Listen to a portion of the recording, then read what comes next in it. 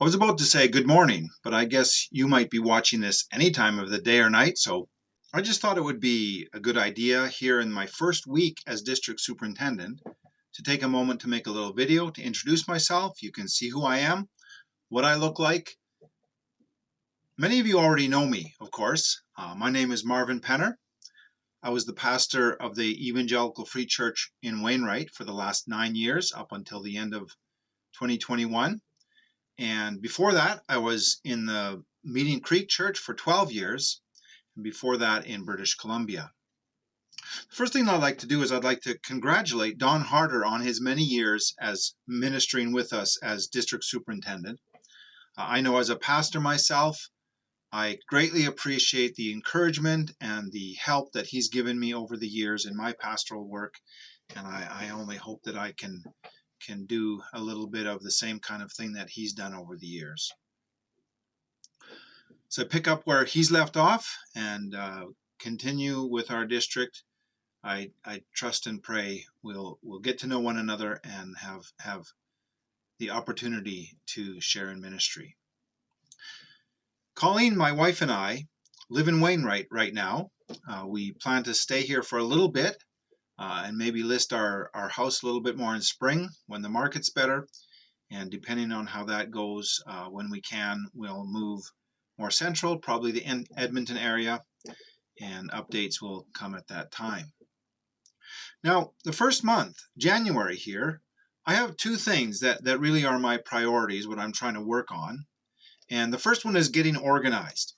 As you can see here on my calendar, it's completely empty. And so I need to go through and put on there all the conferences and all the different things that I need to plan for, figure out how many weeks ahead of time to start doing the different things and get all that kind of stuff organized, my calendars, my files, logbooks, important dates, and just get that all sorted out for the year so I kind of know where I'm going, as I've never done this before.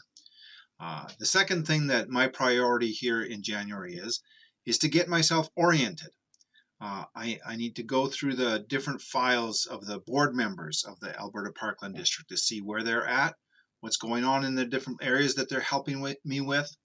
I need to go through the government kind of stuff. How do I register people for marriages and do that sort of thing, and just kind of get my head around the job and get oriented in that way and adjust my view from the local church ministry to the broader picture, and do things like phone other district superintendents and ask them for their wisdom in getting started here. So that's kind of what I'm doing, as well as responding already to different kinds of phone calls and things that are coming up, and we'll continue to do that.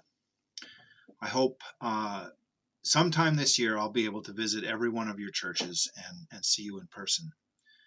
Now, I want to put the contact information up here on the screen for a minute. You can pause the video and take down what you need and update your contact lists according to how to contact myself as District Superintendent and the district.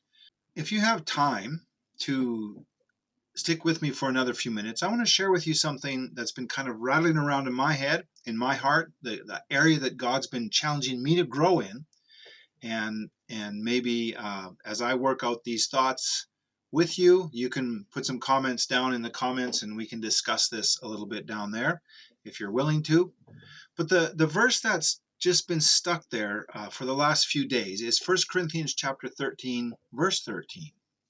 And now these three remain: faith, hope, and love. But the greatest of these is love.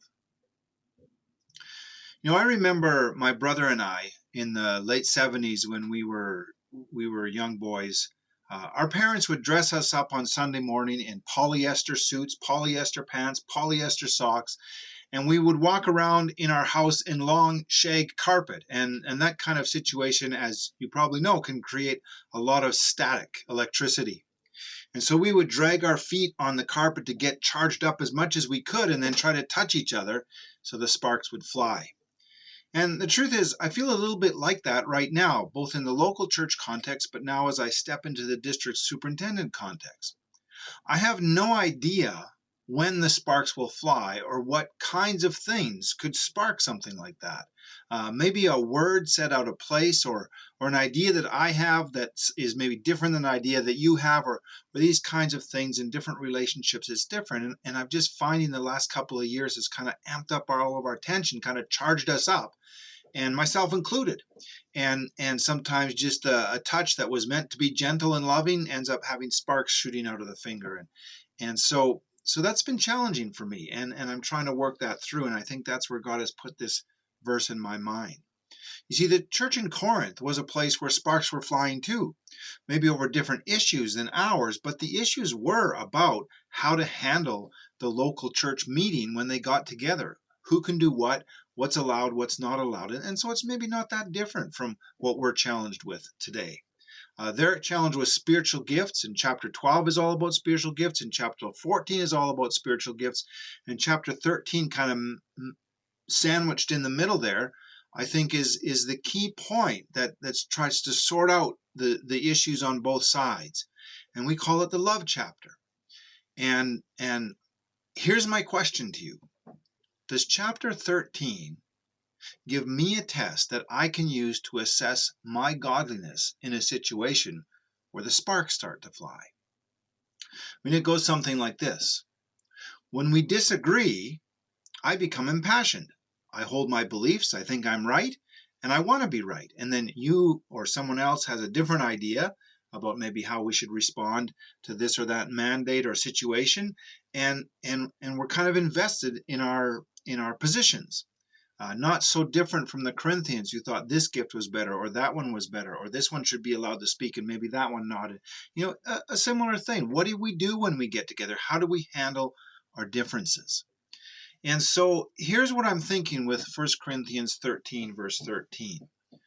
What I notice that I think I'm doing is sometimes I'm putting in first place things that should be down in second, third, or even lower place in terms of priority of values, or priority of things to get sparked up about. And so the question I've been asking myself is this: if I'm having trouble loving my fellow brother or sister in the Lord, my friend, my co-worshiper, if I'm having trouble loving them, maybe it's because I put my faith and my hope in the wrong things.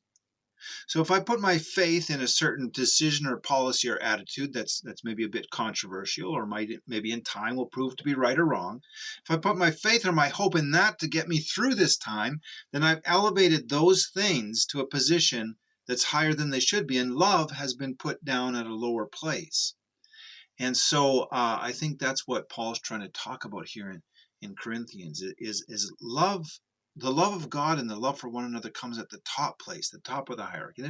There's other things. They're important things. They're things that we need to hold dear, hold strongly, and even argue about. But they're at a lower level. And so if I can't love you, even though on these lower level things we're not identical, then I think I've maybe flipped the priorities over, and kind of turn that around and put my faith and hope in things that I shouldn't put my faith and hope in. And so that's what I'm using. That's what I'm kind of working through myself.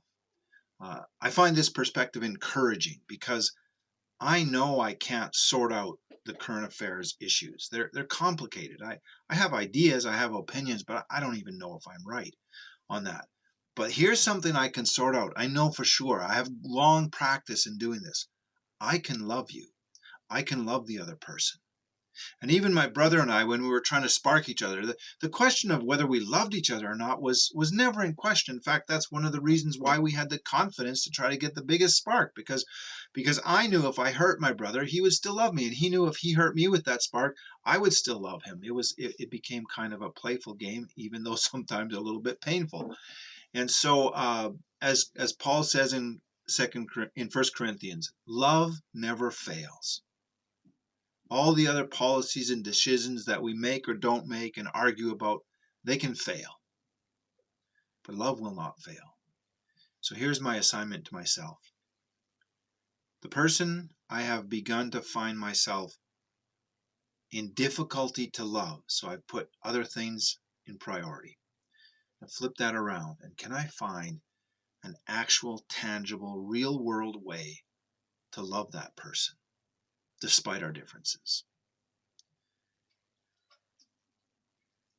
I hope you have a good day. I look forward to meeting you at a conference or in your church. And I ask you to pray for me as I adjust to this new role in this new position and the many challenges and blessings that come with it. Amen.